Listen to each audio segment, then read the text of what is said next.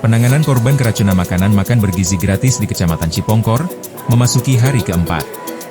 Sejumlah pelajar pun masih berdatangan karena mengalami mual dan pusing setelah menyantap makanan MBG pada Rabu 24 September kemarin.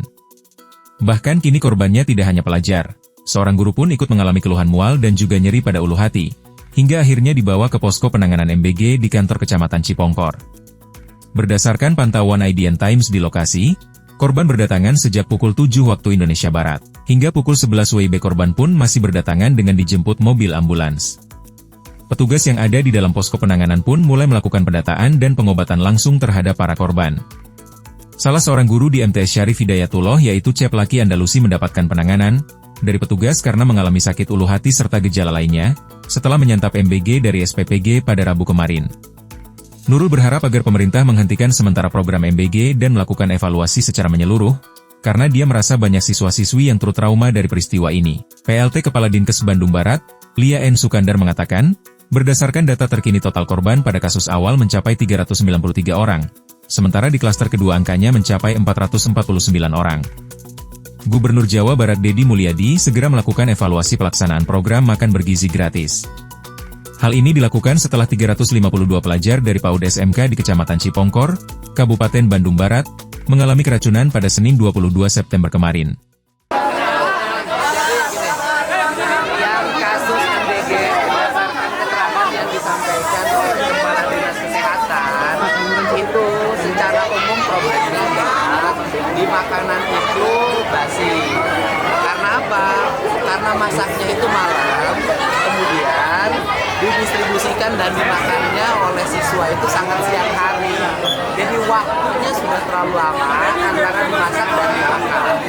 Dan itu harus menjadi bahan evaluasi agar mereka yang memiliki tugas atau dapat order untuk melakukan upaya menyediakan makanan MBG bagi siswa harus bisa memperhitungkan jam antara jam dimasak dan jam dimakan.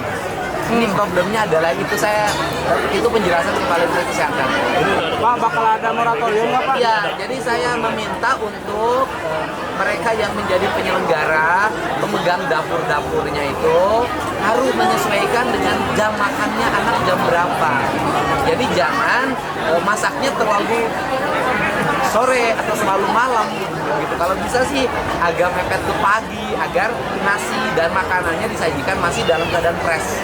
Pak, ada moratorium atau penghentian sementara? Ya, Pak, Jabar kan ya kita gini deh, saya minggu depan mengundang para MBG yang membidangi di wilayah Jawa Barat untuk dilakukan evaluasi secara paripurna, secara terbuka agar berbagai problem yang terjadi keracunan siswa tidak terulang lagi.